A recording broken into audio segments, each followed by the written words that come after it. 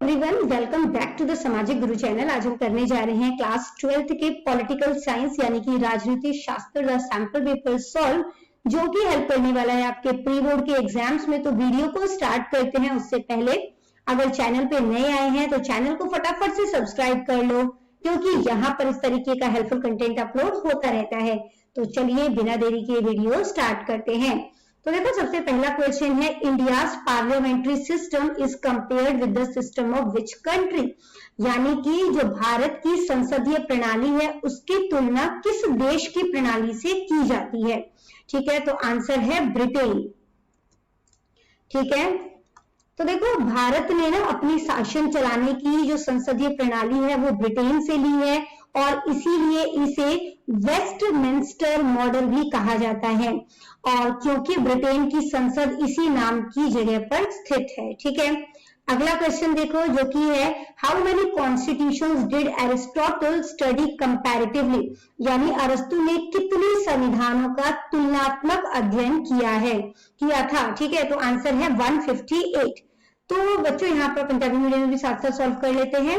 तो देखो, अरस्तु को राजनीतिक विज्ञान का पिता माना जाता है, और उन्होंने अपने सिद्धांतों को वैज्ञानिक आधार देने के लिए दुनिया के लगभग 158 अलग अलग राज्यों के संविधानों को पढ़ा और उनकी तुलना की। ठीक है, अगला क्वेश्चन देखो, who is called the father of comparative politics, यानी कि तुलनात्मक राजनीति का पिता किन्हें कहा जाता है। तो आंसर है एरिस्टोटल। अभी हमने पढ़ा ना, उन्होंने कंपैरेटिव मतलब कि संविधान जो है वो पढ़े थे, उनका तुलनात्मक अध्ययन किया था, और इसी वजह से उन्हें जो है इनका फादर यानी कि कंपैरेटिव पॉलिटिक्स का फादर भी कहा जाता है। ठीक है, तो आंसर हो जाएगा हमारे पास अरिस्तु। ठीक है, तो अगला क्वेश्चन देखो, जो कि है, what is the minimum age to obtain the right to vote in India, यानी भारत में वोट देने का अधिकार, मतदान का अधिकार प्राप्त करने के लिए न्यूनतम आयु, कम से कम आयु जो है वो कितनी होनी चाहिए। आंसर है 18 ईयर्स। ठीक है, अगला क्वेश्चन देखो, जो कि है, विच party system is prevalent in India, यानी भारत में कौन सी दलीय प्रणाली जो है वो प्रचलित है। आंसर है मल्टी पार्टी। यहाँ पे ना बहुत सारी पार्टीज है ना, जैसे कि कांग्रेस हो गया, इसके अलावा आम आदमी पार्टी है, बीजेपी है, और इसी तरीके से बहुत सारी पार्टीज हैं। ठीक है, तो आंसर क्या हो जाएगा, बहु पार्टी। अगला क्वेश्चन देखो, in which country was the English translation of pressure group first used. ठीक है, यानी कि दबाव समूहों, प्रेशर ग्रुप्स का अंग्रेजी अनुवाद जो है वो सबसे पहले किस देश में जो है वो प्रयोग किया गया था। तो आंसर है यूएसए। ठीक है, तो यहाँ पर देखो कि यूएसए यानी कि संयुक्त राज्य अमेरिका।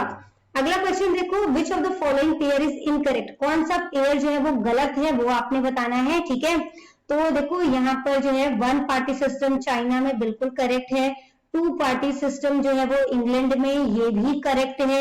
इसके बाद है मल्टी पार्टी सिस्टम इंडिया में, ये भी करेक्ट है, बट रशिया में कहते हैं मोनार्की है। ठीक है, तो ये जो है वो गलत है। ठीक है, क्योंकि रूस में जो है वो राजतंत्र यानी कि राजा का शासन नहीं है, बल्कि वहां एक गणतांत्रिक व्यवस्था है ना। चीन में जो एक दलीय और भारत में बहुदलीय प्रणाली का जोड़ा सही है, पर रूस वाला जो विकल्प है हमारा, यानी कि जो रशिया में मोनार्की बताया गया है, वो गलत है। ठीक है,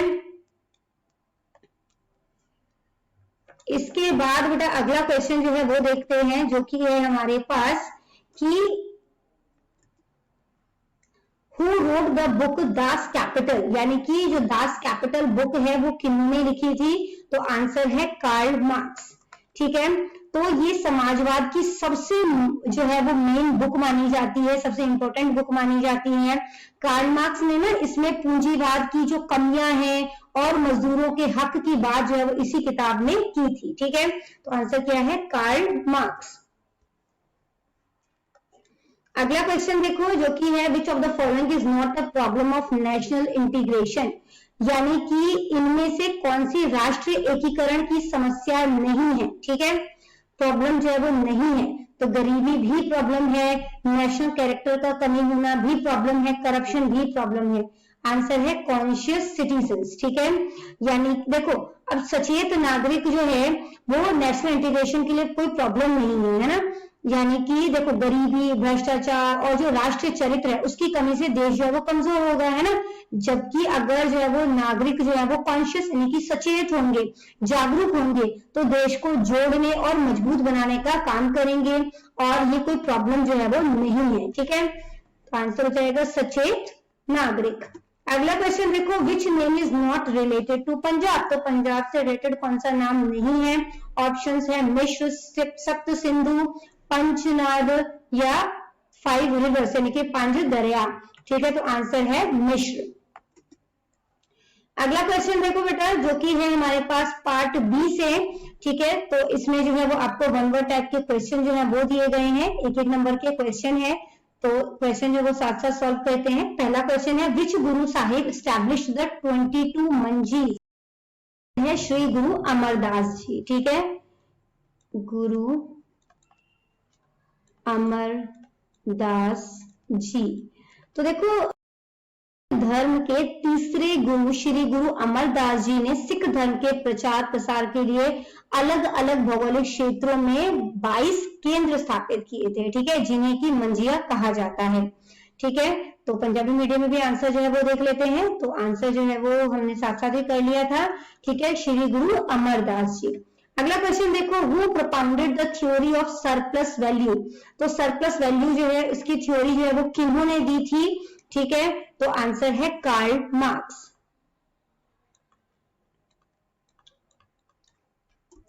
ठीक है, कार्ल मार्क्स। तो देखो कार्ल मार्क्स ने ये सिद्धांत जो है वो दिया था, मानना था ना कि जो मजदूर होते हैं वो वैल्यू जो है किसी भी ऑब्जेक्ट की वैल्यू बढ़ा देते हैं, ठीक है, और उसे जो वेतन मिलता है वो उसके बीच का अंतर आंतरिक मूल्य है, जिससे कि मालिक जो है वो अपने फायदे के लिए जो है वो रख लेता है, ठीक है। तो कहने का मतलब क्या है, तो उसने जो कच्चा सामान लेके जो एक बनी बनाई वस्तु बनाई, ठीक है, तो उसमें जो है वो कहता है कि सारा समझ जो बीच का जो प्रॉफिट होता है ना, वो जो है वो पूंजीपति लोग जो है वो हड़प लेते हैं, ठीक है। तो बेसिकली ये थ्योरी है इसमें। अगला क्वेश्चन देखो कि who was the political Guru of Mahatma Gandhi. तो महात्मा गांधी के पॉलिटिकल गुरु जो है वो कौन थे? तो आंसर है गोपाल कृष्ण गोखले, ठीक है, गोपाल कृष्ण गोखले, ठीक है। पंजाबी मीडियम में भी आंसर देख लो। इसके बाद बेटा अगला क्वेश्चन जो है वो हमसे पूछा गया है कि what is the election symbol of the national Congress party. National Congress party जो है उनका जो इलेक्शन सिंबल है वो क्या है? हैंड, ठीक है। अगला देखो बेटा जो कि है हमारे पास कि in which year did the French revolution take place. तो फ्रेंच रिवॉल्यूशन जो है वो कब हुआ था? आंसर है 1789, ठीक है। नेक्स्ट देखो कि dash exercises the supreme power of the state. तो स्टेट की जो सुप्रीम पावर होती है उसको कौन जो है वो मतलब उसको यूज करता है ना। तो मेरे अकॉर्डिंग इसका आंसर जो है वो सोवर्निटी होगा। एक बार आप आंसर जो है वो जरूर चेक करना। I am not sure about this answer, okay. So answer है सोवर्निटी, यानी कि जो है संप्रभुता हम जिसको कह सकते हैं, ठीक है। तो देखो इसका मैंने आंसर जो है वो संप्रभुता क्यों लिया है, क्योंकि राजनीतिक विज्ञान में यानी कि पॉलिटिकल साइंस में जो स्टेट है उसके 4 मुख्य अंग होते हैं, है ना, जिसमें जनसंख्या आ जाता है, वहां का एरिया, सरकार और संप्रभुता आ जाती है। इनमें से संप्रभुता जो है यानी कि सोवर्निटी जो है उसी को राज्य की सर्वोच्च शक्ति माना जाता है, क्योंकि इसके बिना राज्य ना तो अपना आंतरिक निर्णय ले सकता है और ना बाहरी दबाव से मुक्त रह सकता है, ठीक है। तो जो है ऐसा माना जाता है कि लोकतंत्र में शक्ति का जो स्रोत है मतलब शक्ति जो है वो कहां से मिलती है? लोगों के द्वारा मिलती है। लेकिन राज्य की संस्थागत सर्वोच्च शक्ति को हमेशा सोवर्निटी के रूप में परिभाषित किया जाता है, यानी उसके रूप में बताया जाता है, ठीक है। तो इसका आंसर द पीपल भी हो सकता है, तो एक बार ये आंसर जरूर कंफर्म करें, ठीक है। अगला क्वेश्चन देखो बेटा कि the appointment of the chief election commissioner is made by the. तो चीफ इलेक्शन कमिश्नर का जो अपॉइंटमेंट है वो कौन करता है? प्रेसिडेंट, ठीक है। आंसर हो जाएगा प्रेसिडेंट, यानी कि राष्ट्रपति, ठीक है। अगला क्वेश्चन देखो बेटा जो कि है the Adam Smith and John Stuart Mill are prominent scholars of. तो ये कहाँ के जो है वो स्कॉलर्स थे? लिबरलिज्म के, ठीक है, यानी कि उदारवाद के, लिबरलिज्म। अगला क्वेश्चन देखो बेटा, ट्रू फोर्थ वाली स्टेटमेंट है, 42nd कॉन्स्टिट्यूशनल अमेंडमेंट जो है वो 1976 में हुआ था, बिल्कुल सही है। दूसरा है फंडामेंटल राइट जो है वो उसको इमरजेंसी के टाइम में सस्पेंड यानी कि स्थगित किया जा सकता है, ये भी बिल्कुल सही है, ठीक है। इसके बाद बेटा नेक्स्ट पार्ट जो है उसमें हमें एक पैसेज दिया गया है, पैसेज को पढ़ना है और क्वेश्चन के आंसर करने हैं। क्वेश्चन है what is meant by public opinion. तो पब्लिक ओपिनियन से हम क्या समझते हैं, तो पब्लिक ओपिनियन जो है वो कलेक्शन है थॉट्स का, फीलिंग्स का, टेंडेंसीज का of the people of a society which is formed on, जो कि पॉलिटिकल, इकोनॉमिक और सोशल इश्यूज के बेसिस पर जो है वो निर्माण की जाती है, ठीक है। तो यहाँ पर देख लो, यहाँ से यहाँ तक जो इसका आंसर है, why is public opinion important for any country। तो किसी भी कंट्री के लिए पब्लिक ओपिनियन क्यों जरूरी होता है, तो यहाँ पर देखो इट कैन इन्फ्लुएंस, ठीक है, यहां से देखो it can influence the government and it's policies, ठीक है। ये आपके पास जो है वो आंसर नंबर 2 हो जाएगा।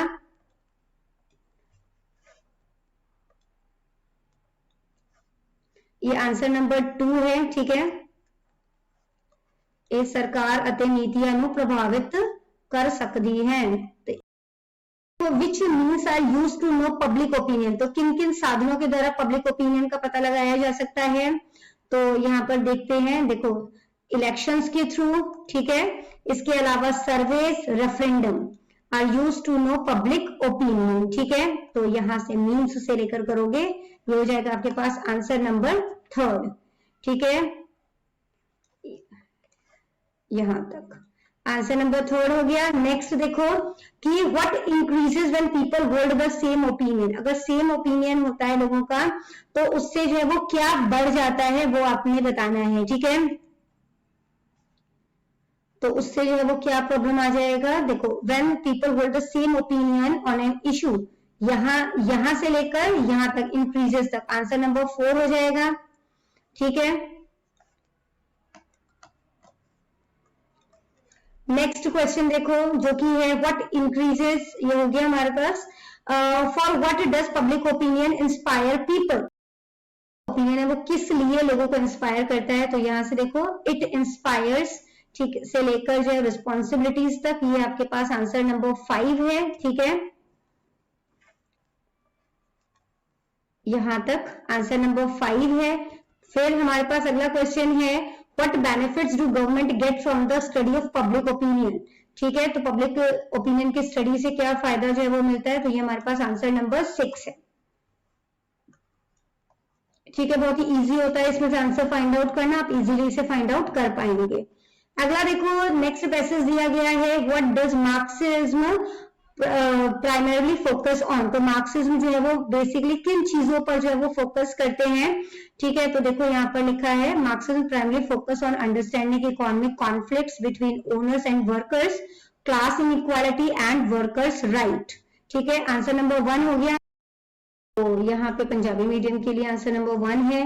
इसके बाद नेक्स्ट देखो for what does the large gap between owners and workers create a challenge. तो वर्कर और ओनर के बीच में जो लार्ज गैप है वो किस तरीके से चैलेंज जो है वो क्रिएट करता है, वो आपने बताना है, ठीक है। तो यहां पर देखते हैं इसका आंसर,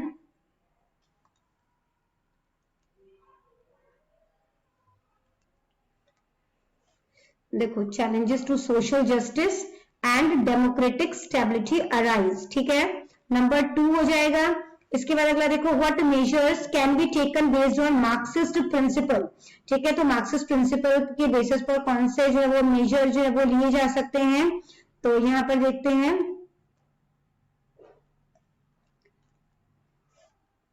तो यहाँ पे देखो क्या क्या लिखा है, मेजर्स कैन हो जाएगा यहाँ पे, ठीक है। Measures can be taken for property distribution, protection of right and the welfare of workers based on Marxist principles, answer number 3 हो गया। नेक्स्ट है what understanding does Marxism provide to student, ठीक है, यानी कि कौन सी समझ जो है ये स्टूडेंट को दे रही है, मार्क्सिज्म की जो थ्योरी है उसके अकॉर्डिंग आपने बताना है, ठीक है। तो देखो यहाँ पर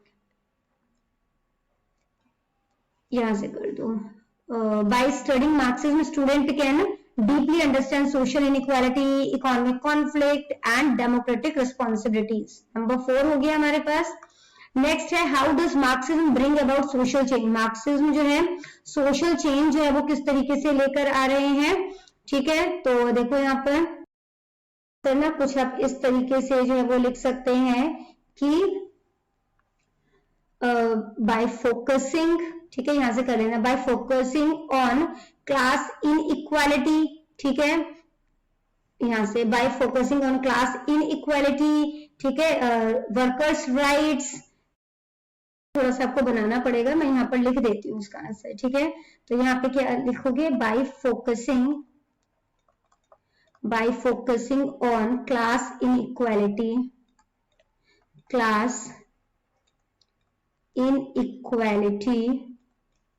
rights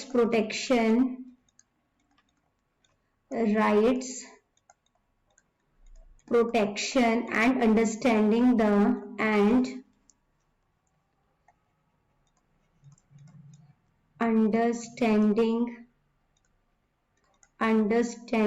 the struggle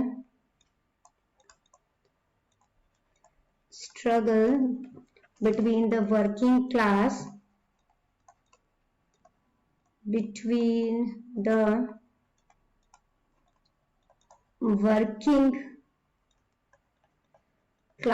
and owners, ठीक है। यानी कि ये वर्ग असमानता और अधिकारों की रक्षा पर जोर देकर समाज में बदलाव लाने का मार्ग दिखाता है। अगला क्वेश्चन है what understanding about democracy do students get from studying Marxism. तो मार्क्सिज्म को स्टडी करके स्टूडेंट जो है वो क्या चीजें जो है वो समझ सकते हैं। तो इसका आंसर जो है वो क्या लिख सकते हो, देखो यहाँ पे हमने किया ही है, यहाँ पे सोशल इक्वालिटी, इकोनॉमिक कॉन्फ्लिक्ट, है ना। तो जो है इसके लिए आप जो है वो क्या लिख सकते हो, यहाँ पर लिख रहे हैं हम F answer, they understand the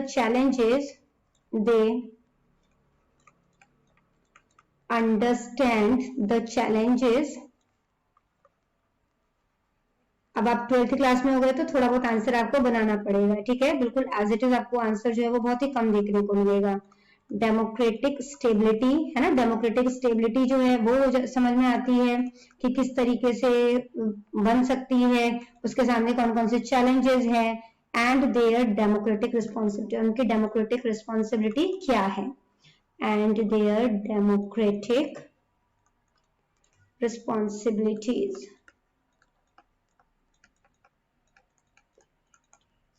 अगला देखो सेक्शन डी जो है शॉर्ट आंसर टाइप क्वेश्चन है एक्चुअली ये, ठीक है। यहाँ पर देखो जो है छोटे उत्तर वाले प्रश्न है ना, कोई 6 प्रश्न दे उत्तर तुसी करने हैं, ठीक है, 80 तो 100 शब्दां विच करने हैं। तो देखो यहाँ पर कि explain 3 fundamental principles of liberalism. तो लिबरलिज्म के 3 जो फंडामेंटल प्रिंसिपल हैं वो कौन कौन से हैं वो आपने बताने हैं। तो देखो सबसे पहले जो लिबरलिज्म का जो प्रिंसिपल है वो क्या है, इंडिविजुअल लिबर्टी, कि ये पर्सनल आजादी देता है। Emphasize that every person is born free, ये बताता है कि हर पर्सन जो है वो फ्रीली जो है जिसका जन्म हुआ है, and should have personal freedom in thought and action, और उसे जो उसकी सोच है उसके अकॉर्डिंग जो है मतलब सोच की भी आजादी होनी चाहिए, और कोई भी काम अगर वो करना चाहे तो कर सकता है। दूसरा पॉइंट है इसका रूल ऑफ लॉ का, यानी कि ये एक सिस्टम पे बिलीव करता है जहां पर law govern rather than individual, जहां पे कानून का शासन होता है इंडिविजुअल के बजाय, एंश्योरिंग इक्वालिटी फॉर ऑल, ताकि सभी लोगों को जो है वो समानता मिल सके, ठीक है। लिमिटेड गवर्नमेंट, ये जो है एडवोकेट करते हैं, मतलब ये मानते हैं कि इस तरीके का होना चाहिए कि स्टेट का इंटरफेरेंस जो है इंडिविजुअल की लाइफ में जो है वो कम से कम होना चाहिए, ठीक है। अगला क्वेश्चन देखो बेटा जो कि है हमारे पास कि what is the impact of unemployment on Indian democracy. तो बेरोजगारी का जो भारतीय लोकतंत्र पर क्या प्रभाव पड़ता है वो आपने बताना है, ठीक है। तो unemployment leads to social frustration and poverty, तो अनएम्प्लॉयमेंट की वजह से सामाजिक जो फ्रस्ट्रेशन होता है, गरीबी होती है, और it creates a segment of the population that feels excluded from national progress, और इसमें एक हिस्सा जो है जनसंख्या का वो मानता है कि उसको नेशनल की प्रोग्रेस से, राष्ट्र की प्रोग्रेस से बाहर निकाल दिया गया है, potentially leading to social unrest, crime और पॉलिटिकल मैनिपुलेशन। तो जिसकी वजह से जो है वो क्राइम बढ़ता है, डेमोक्रेसी को खतरा होता है ना। This weakens democratic stability as citizen lose faith in institution. और क्योंकि लोग बेरोजगार है, उनके पास खाने पीने के लिए नहीं है, गरीब होते जा रहे हैं, है ना, तो लोगों का जो है वो गवर्नमेंट पे से भरोसा उठ जाता है, डेमोक्रेसी पे से भरोसा उठ जाता है, और जो इंस्टीट्यूशन है, संस्थाएं हैं, वो कमजोर पड़नी शुरू हो जाती है। अगला क्वेश्चन है right a note on panchayat समिति। पंचायत समिति पर नोट लिखना है। समिति जो है वो इंटरमीडिएट टायर है पंचायती राज सिस्टम का, ब्लॉक लेवल पे, ठीक है। It acts as a coordinator between Gram Panchayat and Zila Parishad. तो जिला परिषद और ग्राम पंचायत के बीच कोऑर्डिनेटर का काम करते हैं। Implementing developmental program for agriculture, education and health in its jurisdiction, ठीक है। अगला क्वेश्चन देखो जो कि है हमारे पास कि नगर पंचायत के स्ट्रक्चर पर आपने नोट लिखना है, ठीक है। Nagar panchayat is form for areas and transition from rural to urban, यानी कि नगर पंचायत का गठन उन एरियाज के लिए किया जाता है जो कि पिंड से यानी कि ग्रामीण से शहरी क्षेत्र में जो है वो बदल रहे हैं। It consist of a chairperson and ward commissioner. इसमें जो है वो एक अध्यक्ष होता है और एक वार्ड कमिश्नर होता है। Members are directly elected by the people of the town through adult franchise. और यहाँ पर जो है मतलब कि जो सदस्यों का चुनाव जो है वो शहर की जनता द्वारा प्रत्यक्ष रूप से किया जाता है। There are seats reserved for, तो यहाँ पे सीट्स जो है वो SC, ST और वुमेन के लिए रिजर्व होती हैं। And executive officer appointed by the state government look after the administration. तो यहाँ पे राज्य सरकार द्वारा जो नियुक्त जो एग्जीक्यूटिव ऑफिसर होते हैं उनके शासन की देखरेख करते हैं, ठीक है। अगला क्वेश्चन देखो बेटा जो कि है हमारे पास कि what do you mean by foreign policy. तो फॉरेन पॉलिसी से क्या समझते हैं, तो foreign policy refers to a set of strategies and principles adopted by a nation to manage its relationship and interaction with other countries. यानी जो विदेश नीति है उससे हमारा मतलब होता है कि उन रणनीतियों या सिद्धांतों के कलेक्शन से, समूह से, जिन्हें कि एक राष्ट्र यानी कि कंट्री जो है वो अन्य देशों के साथ अपने संबंध और बातचीत को प्रबंधित करने के लिए अपनाता है, ठीक है, कि किस तरीके की स्ट्रेटेजी वो दूसरे कंट्रीज के साथ अपनाएगा। ये सब फॉरेन पॉलिसी का पार्ट होता है। Its primary goal is to protect the national interest. और इसका जो स्टार्टिंग या कह सकते हो जो प्रमुख लक्षण होता है वो होता है कि नेशनल इंटरेस्ट जो है उसके लिए काम करना, देश की सुरक्षा के लिए काम करना, एंड प्रमोट इकोनॉमिक प्रोस्पेरिटी, ठीक है। और जो है मतलब कहने का क्या है कि राष्ट्रीय हित की रक्षा के लिए काम करना, सुरक्षा बनाए रखना और आर्थिक समृद्धि को बढ़ावा देना, ठीक है, through diplomacy, trade and treaties, ठीक है। और इसके लिए जो है वो जो कूटनीति जो है वो अपना सकते हैं, व्यापार कर सकते हैं, संधियां कर सकते हैं, ठीक है। अगला क्वेश्चन देखो what are the objectives of SAARC. SAARC के क्या क्या ऑब्जेक्टिव्स हैं, ठीक है, यानी कि उद्देश्य हैं, ठीक है, वो आपने बताना है। तो यहाँ पर देखो इनके क्या क्या उद्देश्य है। Promote the welfare and quality of life of the people of south Asia, यानी कि दक्षिण एशियाई जो लोग हैं उनके कल्याण और जीवन स्तर को बढ़ावा देना। Accelerate economic growth and social progress in the region, यानी कि क्षेत्र में आर्थिक विकास और सामाजिक प्रगति में तेजी लाना। इसके अलावा है strengthen collective self reliance among member nation, सदस्य राष्ट्रों के बीच सामूहिक आत्मनिर्भरता को मजबूत बनाना, ठीक है। इसके बाद है foster mutual trust and understanding, आपसी विश्वास और समझ को बढ़ावा देना, ठीक है। अगला क्वेश्चन देखो जो कि है हमारे पास कि right a note on the structure of the Lok Sabha. Lok Sabha के स्ट्रक्चर के बारे में आपने बताना है। तो लोकसभा जो है वो पार्लियामेंट का लोअर हाउस होता है। इसकी मैक्सिमम स्ट्रेंथ 550 हो सकती है, ठीक है। Members are directly elected by citizen, और इनके जो मेंबर्स हैं वो मतलब कि उनको वोट कौन दे सकता है, जो कि नागरिक 18 या उससे ऊपर के नागरिक है वो इनके लोगों को यानी कि इनके सदस्यों को चुन सकते हैं, ठीक है। The house is presided over by the speaker, और जो अध्यक्ष है, ठीक है, सदन की अध्यक्षता जो है वो अध्यक्ष द्वारा यानी स्पीकर द्वारा की जाती है। और जो इसका सामान्य कार्यकाल है वो 5 साल का होता है, but it can be dissolved earlier by the president, लेकिन इसे राष्ट्रपति द्वारा समय से पहले भी किया जा सकता है, ठीक है। अगला क्वेश्चन देखो कैबिनेट मिशन प्लान के ऊपर जो है वो आपने नोट लिखना है। Sent by the British government in 1946, the cabinet mission plan aim to discuss the transfer of power to Indian leadership, ठीक है। यानी 1946 में जो ब्रिटिश गवर्नमेंट है उनके द्वारा जो भेजी गई कैबिनेट मिशन योजना का उद्देश्य जो है वो क्या था कि भारतीय नेतृत्व को सत्ता हस्तांतरण पर चर्चा करना था, ठीक है, क्योंकि पावर जो है वो ट्रांसफर हो रहा था, उसके लिए चर्चा करना था। It proposed a federal structure for India, और इसने जो है वो एक कमजोर केंद्र के साथ भारत के लिए जो है वो संघीय ढांचे का प्रस्ताव रखा था, है ना, क्योंकि सेंटर जो है वो वीक था, ठीक है। It also proposed N interim government, और इसके साथ ही जो है इन्होंने जो है एक अंतरिम सरकार का प्रस्ताव जो है किया था, ठीक है। अगला क्वेश्चन है what do you know about Panchsheel agreement. Panchsheel agreement से आप क्या समझते हैं? तो पंचशील अग्रीमेंट जो है साइन किया गया था 1954 में इंडिया और चाइना के बीच में, ठीक है। पंचशील में पंच मतलब पांच सिद्धांत है इसके अंदर, ठीक है, ताकि हम जो है वो शांतिपूर्वक जो है या सह अस्तित्व के साथ जो है वो जी सके, ठीक है। This individual mutual respect for sovereignty, और इनमें संप्रभुता को आपसी सम्मान, नॉन एग्रेशन, ठीक है, एक दूसरे पर आक्रमण ना करना, non interference in internal affair यानी आंतरिक मामलों में हस्तक्षेप ना करना, इक्वालिटी समानता, और पीसफुल कोएग्जिस्टेंस यानी कि शांतिपूर्ण सह अस्तित्व शामिल है, ठीक है। तो ये 5 जो है हमारे मतलब कि जो पंचशील के सिद्धांत है ये बेसिकली, ठीक है। अगला क्वेश्चन देखो जो कि है हमारे पास, write a note on India's policy regarding disarmament, ठीक है। तो डिसआर्मामेंट यानी कि निशस्त्रीकरण से संबंधित भारत की जो नीति है उसके ऊपर आपने जो है वो नोट लिखना है, ठीक है। तो देखो इसका answer, India advocates for global non discriminatory and complete डिसआर्मामेंट specially regarding nuclear weapons. तो भारत जो है वो वैश्विक गैर भेदभावपूर्ण और पूर्ण रूप से निशस्त्रीकरण का समर्थक है, और विशेष रूप से जो परमाणु हथियार है ना, उनके संबंध में, मतलब कि परमाणु हथियार को ये पसंद नहीं करता, ठीक है। While India refused to sign discriminatory treaties like the NPT, it maintains a no first use nuclear doctrine and supports the peaceful use of nuclear energy while calling for a world free of weapons of mass destruction. तो देखो यहाँ पे क्या बताया गया है कि हालांकि जो भारत है वो एनपीटी जैसा जो भेदभावपूर्ण जो संधियां थी है ना, उस पर हस्ताक्षर करने से उन्होंने मना कर दिया, इनकार करता रहा है, लेकिन यह पहले ही जो है परमाणु हमला ना करने की नीति बनाए रखता है कि पहले भारत हमला कभी भी नहीं करेगा, और सामूहिक विनाश के हथियारों से मुक्त दुनिया का आह्वान करते हुए परमाणु ऊर्जा के शांतिपूर्ण उपयोग का समर्थन करता रहेगा, ठीक है।